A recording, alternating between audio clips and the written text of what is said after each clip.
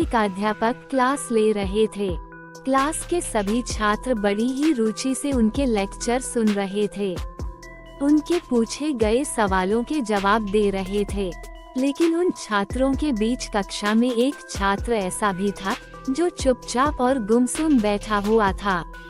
अध्यापक ने पहले ही दिन उस छात्र को नोटिस कर लिया, लेकिन कुछ नहीं बोले।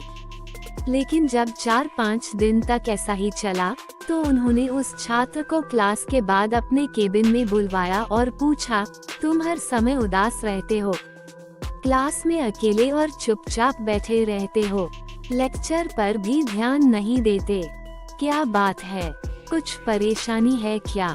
सर, वो छात्र कुछ हिचकिचाते हुए बोला, मेरे अतीत में कुछ ऐसा हुआ है जिसकी वजह से मैं परेशान रहता हूँ, समझ नहीं आता क्या करूँ।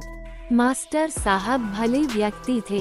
उन्होंने उस छात्र को शाम को अपने घर पर बुलवाया।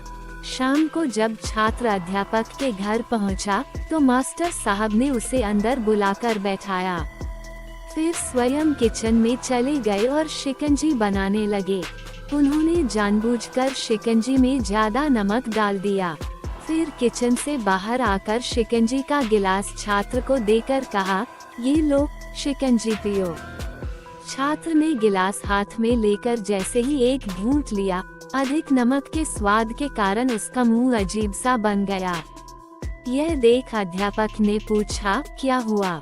शिकंजी पसंद नहीं आई?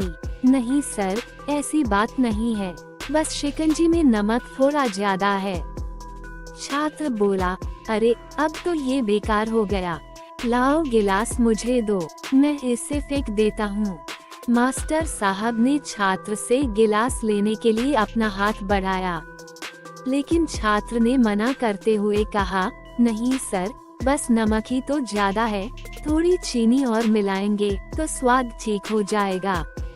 यह बात सुन अध्यापक गंभीर हो गए और बोले, सही कहा तुमने, अब इसे समझ भी जाओ।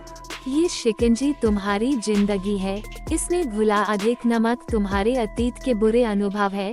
जैसे नमक को शिकंजी से बाहर नहीं निकाल सकते, वैसे ही उन बुरे अनुभवों को भी जीवन से अलग नहीं कर सकते। वे बुरे अनुभव भी जीवन का हिस्सा ही हैं। लेकिन जिस तरह हम चीनी घोलकर शिकंजी का स्वाद बदल सकते हैं, वैसे ही बुरे अनुभवों को भूलने के लिए जीवन में मिठास तो घोलनी पड़ेगी ना। इसलिए मैं चाहता हूँ कि तुम अब अपने जीवन में मिठास घोलो।